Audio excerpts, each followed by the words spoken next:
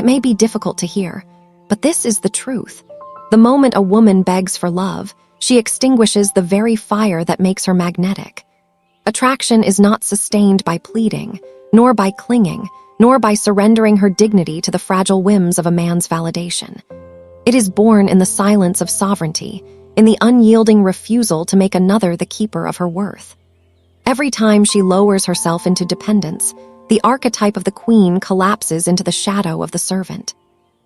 And once that descent occurs, the man no longer sees her as a mystery, only as a mirror reflecting his ego. Nothing kills desire faster than a woman who kneels to beg. Carl Jung wrote of the anima and animus, those inner forces that bridge the masculine and feminine psyche. In the man, the anima is the eternal feminine that haunts his dreams, a figure of mystery he longs to possess, but can never fully understand. When a woman begs for love, she dismembers this archetype in his eyes. She ceases to be the unknowable anima and becomes a child crying for approval. The psyche recoils because his unconscious knows. That which submits too easily is not worth the struggle of desire. A man falls in love with the enigma, not with the confession. He is magnetized by what slips through his grasp, by the woman who offers glimpses but never her entire soul. Her silence becomes a mirror of his own shadow, forcing him to wrestle with his insecurities, his fear of abandonment, his hunger for control.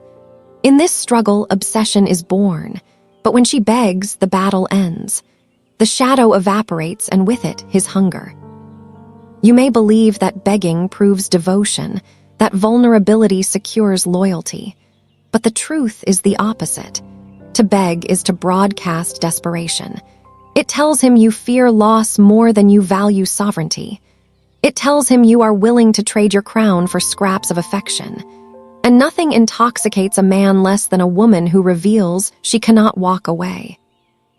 A magnetic woman understands the ancient law of polarity, that the feminine draws not by force, but by gravity. She does not extend her hands outward in plea. She turns inward, cultivating a silence so rich with self-possession that it unsettles the masculine psyche. Jung called this individuation, the process by which one integrates the unconscious and becomes whole. In a woman, individuation demands that she meet her shadow, that needy impulse to cling and strangle it into silence. Only then does she rise beyond the victim into the sovereign. Consider the Stoics, Marcus Aurelius, Seneca, Epictetus. They taught that attachment to external validation enslaves the soul. Love, when sought as a drug, corrupts both giver and receiver. A woman who begs acts as the addict, placing the man in the role of dealer. But when she withdraws, when she no longer needs, she breaks the cycle. And in that breaking, she becomes dangerous because she cannot be manipulated. Listen closely. When you refuse to beg, when you embrace the cold beauty of detachment, you ignite a deeper psychology in him. His shadow awakens. He feels the tremor of possible loss, the sting of your absence. He cannot place you neatly in his control, and so his unconscious pushes him to chase. Men desire what they cannot fully possess. They long for the mystery that slips away when held too tightly. Imagine a woman walking away without words. Her silence echoes louder than screams. In his psyche, she becomes the unfinished story, the unresolved archetype, the anima that stirs his nights with restless images. He remembers not her begging, but her distance. He remembers the chill of her absence, not the warmth of her surrender. And in that absence, she becomes immortal in his memory. This is the secret of magnetic women through history. Cleopatra did not beg. Helen of Troy did not plead. They embodied the dark feminine, weaving mystery and sovereignty into a presence that demanded pursuit. Their power was not in giving themselves away, but in withholding, in being the riddle men could never solve. Jung would say they became the projection screen of every man's anima, desire incarnate, but never fully attainable. You must understand, a woman's greatest danger is not loneliness. It is the surrender of her sovereignty to a man who cannot hold it. Loneliness can be endured, but begging corrupts the soul. It fragments the psyche, creating a cycle of obsession where she becomes both prisoner and jailer. The only escape is shadow work, the confrontation with the part of her that fears abandonment, the inner child that clings. Once integrated, that fear transforms into a crown. So hear this warning: never beg. Not with words, not with actions, not even with silent hope that he might one day see your worth. Detach. Withdraw. Stand still in your own gravity. Let him feel the weight of your silence. Let him wrestle with the void you leave. That is where true desire is forged. The magnetic woman never begs for love. Because she does not trade her crown for crumbs. She knows. Love offered freely is treasure, but love demanded is poison. Desire is born in absence, not in excess. The woman who floods a man with need destroys the very scarcity that sustains his hunger. In Jungian terms, she shifts from anima, the untouchable, otherworldly figure, to ego extension, merely reflecting his own pride back at him. And the ego grows bored of its own reflection. Attraction demands tension. The feminine mystery must remain partially veiled, lest it become ordinary. In the mythic realm of the psyche, the feminine who begs transforms into the wounded maiden archetype. She clutches, pleads, bleeds herself empty in hope of being chosen. But this archetype is a trap, because it seduces her into believing her salvation lies in his hands. Jung warned of this projection, the handing over of one's soul to another, unconsciously expecting them to fulfill what has been abandoned within. The man may indulge for a moment, but soon he will recoil. For what man desires to father his lover? What man feels inflamed by the sight of a queen who forgets her crown? The Stoics remind us, the only true possession is mastery of the self. The one who needs nothing cannot be broken. Epictetus would say, "You are not disturbed by things, but by the view you take of them." And the woman who begs views herself as powerless, as if her worth depends on another's fleeting approval. This is not reality, but delusion. The truth is harsher and more liberating. A woman who ceases to beg becomes invulnerable, for she no longer fears loss. She knows her essence is unshaken, whether he stays or departs. You, who read these words, must confront this question. What is it within you that clings so desperately? It is not love, it is fear. Fear of abandonment, fear of silence, fear that without him you will dissolve into nothingness. That fear is the shadow. It is the child self still trapped in the moment she was unseen, unloved, rejected. And until you face her, until you fold her into your arms and teach her sovereignty, you will continue to beg. But when you integrate her, when you stare into her trembling eyes and whisper, "We are enough," the begging ceases. You transform from supplicant to sovereign. The shadow no longer commands you in secret, for you have dragged it into the light. Jung taught that individuation is not the destruction of the shadow, but its integration. To reject your needy self is to remain fractured. To embrace her, and yet refuse to be ruled by her, is to become whole. Understand this. The magnetic woman is not cold out of cruelty. She is detached out of wisdom. She knows the psychology of men, how desire feeds on uncertainty, how obsession thrives on mystery. But more importantly, she knows herself. She knows her worth does not tremble in the presence of rejection. She has embraced her solitude, made love to her silence, and therefore no man can weaponize abandonment against her. When she withdraws, he feels the abyss. He senses the chasm between his control and her freedom, and it unsettles him because his anima projection, his dream of her, remains unsatisfied. She haunts him precisely because she does not beg. She becomes the phantom of his longing, forever half revealed. You too can become this phantom, not by manipulation, but by mastery. Withdraw when you feel the urge to chase. Hold your silence when you feel the temptation to plead. Remember Marcus Aurelius. The happiness of your life depends upon the quality of your thoughts. Let your thoughts be of sovereignty, not of supplication. Let your mind be a fortress, not a begging bowl. Picture this, a woman seated in stillness, her gaze steady, her voice quiet. A man approaches, uncertain, perhaps even trembling beneath his mask of confidence. He expects her to reach, to fold, to ask, but she does not. She sits in her power, and her silence speaks louder than 1,000 pleas. In that moment, she is not merely a woman. She is the embodiment of the eternal feminine, the anima incarnate, the queen archetype in her fullness. And he knows, whether he admits it or not, that she cannot be owned, only chosen.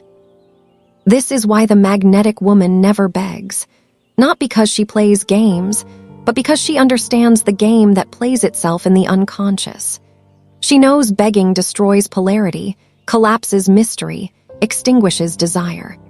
She chooses instead to remain sovereign, to walk away if love is not offered freely, to hold herself as the prize that cannot be bought. So listen and let these words carve into your soul. Never beg for love. The moment you do, you betray your essence. You hand over your crown. And a woman without her crown is invisible, forgotten, discarded. But a woman who wears it silently, even in solitude, she is unforgettable. The man who encounters a woman that never begs finds himself in a labyrinth of his own unconscious. For Jung, this is the confrontation with the anima. The feminine image within a man that both captivates and terrifies him. She is not his possession. She is his mirror, showing him the parts of himself he cannot control. And when she refuses to kneel, he is forced to confront the unsettling truth. His power is incomplete.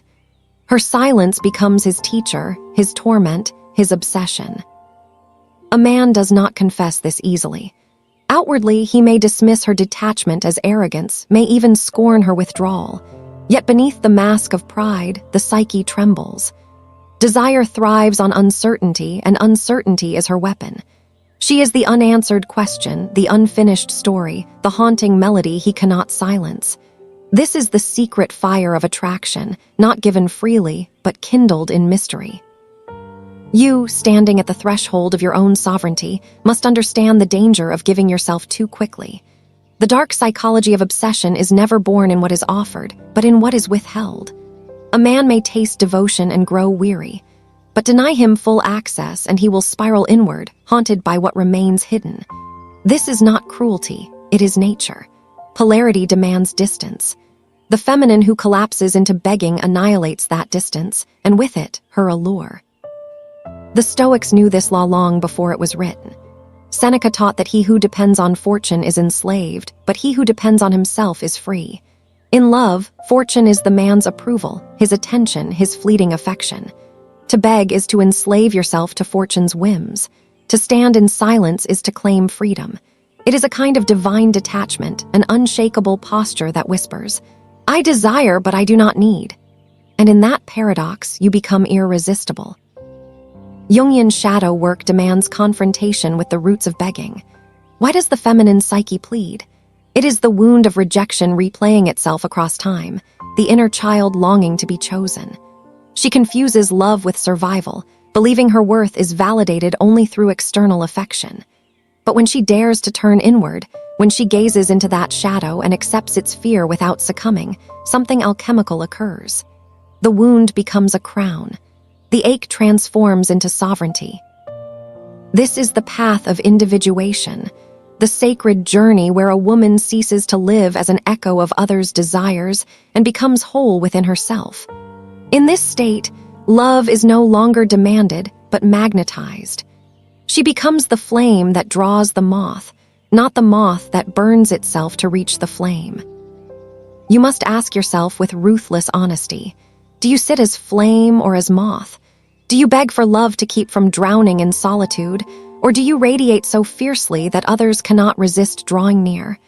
The answer is written not in your words, but in your energy. A woman who begs exudes desperation.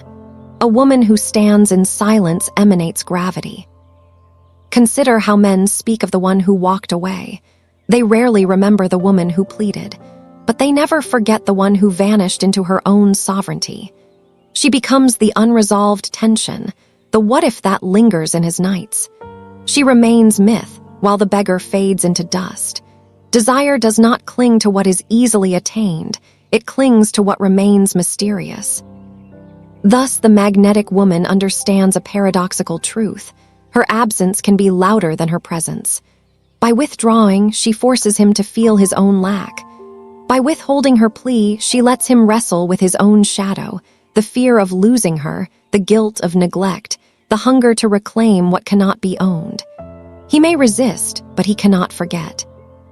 And you, if you dare to embody this sovereignty, become untouchable. Your silence is not emptiness. It is a mirror in which he sees himself. Your detachment is not cruelty, it is discipline. Your refusal to beg is not coldness, it is sacred preservation of your essence. This is why the magnetic woman never begs for love, because to beg is to lose both the man and yourself. But to remain silent, sovereign, self-contained, that is to command both respect and desire. The one who knows her worth does not plead. She chooses. A woman who refuses to beg becomes an axis around which the male psyche turns. She is not frantic in her gestures, nor trembling in her words. She stands still, and in that stillness, she generates gravity. Jung would say she has integrated her shadow, the parts of herself that once ached for validation, that once clawed at the edges of abandonment. By embracing those dark fragments instead of denying them, she no longer leaks desperation into her relationships. Her darkness, once chaotic, now becomes ordered power. For the man, this shift is destabilizing. His ego thrives when she is dependent, when she mirrors his need for dominance by kneeling at his feet. But when she refuses, when she withdraws into her silence, the ego falters. He feels the tremor of the anima awakening within him, that eternal feminine presence that cannot be possessed, only experienced. Suddenly, she is not merely a woman. She is the archetype of mystery, the embodiment of all that lies beyond his control. And men fear nothing more than the loss of control.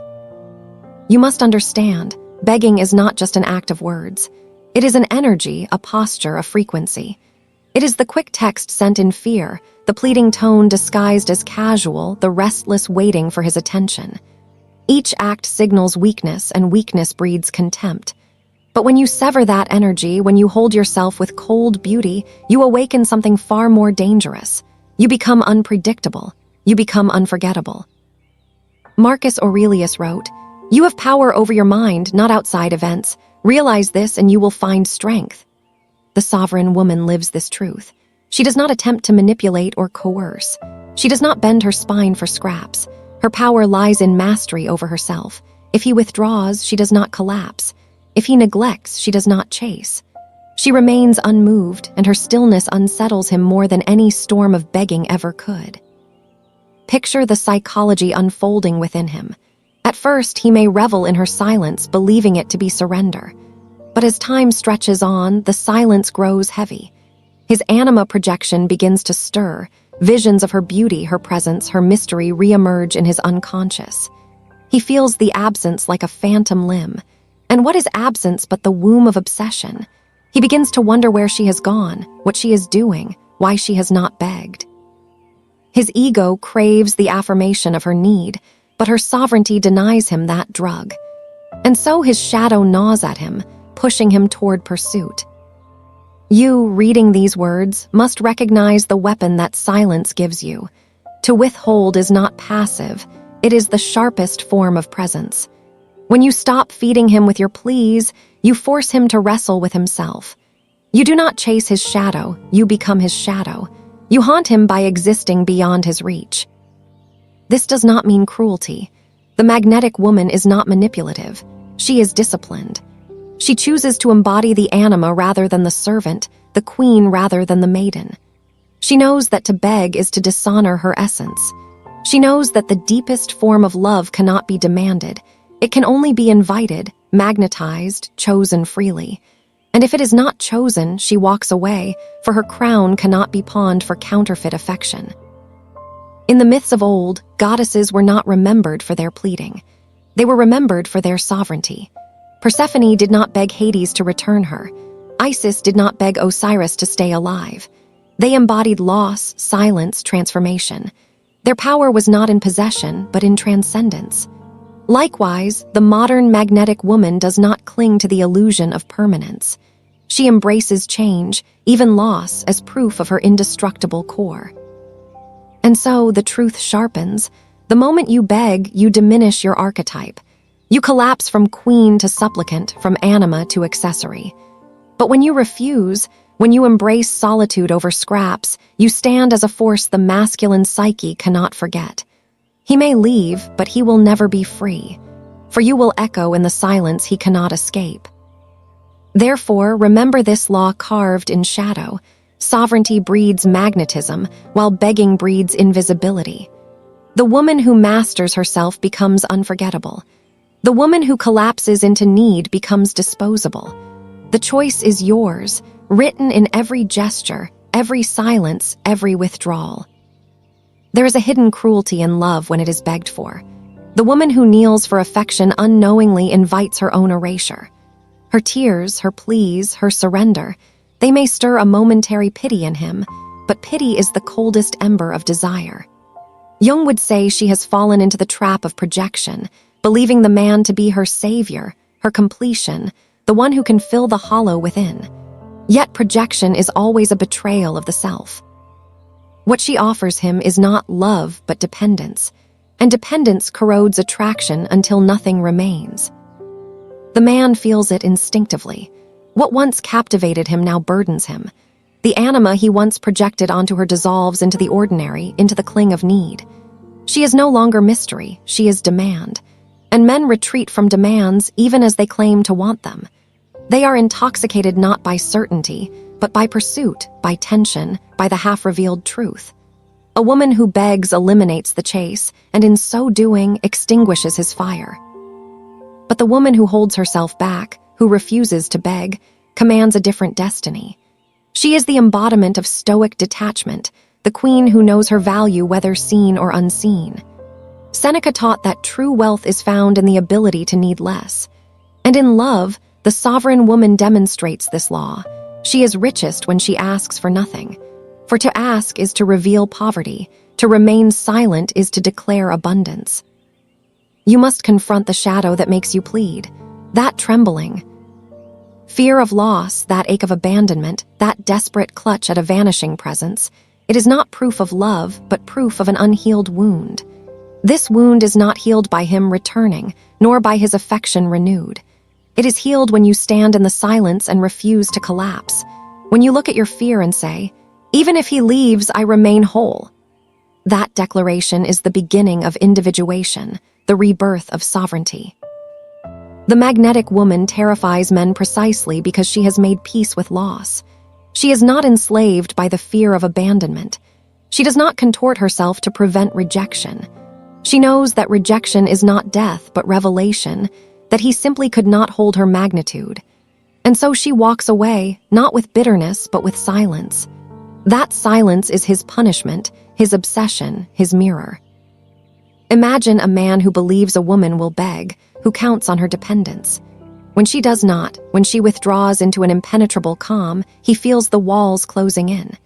He is forced to face the truth he wished to avoid. She does not need him, and nothing destabilizes the male psyche more than a woman who does not need. She becomes, in his unconscious, the eternal anima, beyond reach, beyond conquest, beyond control. He may touch her body, but her essence remains untouchable. And that essence is what haunts him long after she is gone. You too can embody this untouchable essence. Withdraw when your shadow demands you chase. Hold your silence when your fear urges you to beg. In that restraint lies your weapon. Jung taught that power is not found in repression but in integration. To integrate your shadow is to hear its cries, to feel its hunger, and still refuse to let it dictate your actions. This is mastery, not the absence of fear, but sovereignty over it. A magnetic woman does not fear solitude. She does not see it as punishment, but as initiation. It is in solitude that she sharpens her crown, deepens her aura, strengthens her silence. She knows that love offered freely will one day arrive, and until then, she does not collapse.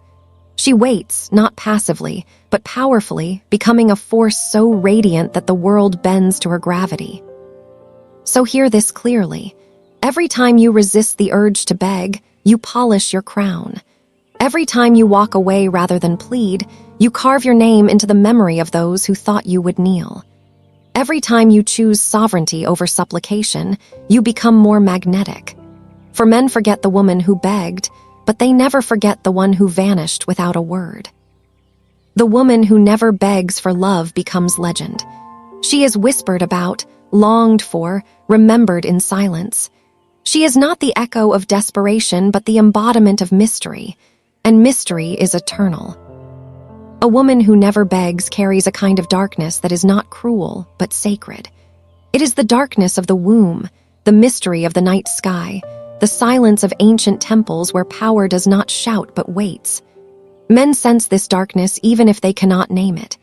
It unsettles them, for it reminds them of death, of loss, of the limits of their control. Yet it draws them all the same, because within that darkness lies the possibility of rebirth. Jung spoke of the feminine as the gateway to transformation. The anima was never meant to be owned. She was meant to awaken a man to his depths. But only a woman who refuses to beg can embody this role. The one who kneels becomes a reflection of his ego, a comfort to his shallow desires. The one who withdraws, who withholds, who remains whole even in his absence, she becomes his mirror into the abyss. He must face himself through her, and that is why she haunts him. Begging, by contrast, destroys the archetypal bond. The man no longer projects mystery onto her. Instead, he sees her shadow exposed in desperation, and the spell is broken. What was goddess becomes petitioner, what was eternal becomes ordinary. And men, though they rarely admit it, do not desire the ordinary. They hunger for what transcends them, for what makes them feel small, for what reminds them of forces they cannot master. That is why the woman who never begs is remembered, even if she is lost. You must recognize this within yourself. Every time you feel the urge to chase, to plead, to remind him of your value, you stand at a threshold. On one side is the servant, small, forgettable, desperate. On the other is the sovereign, radiant, untouchable, magnetic.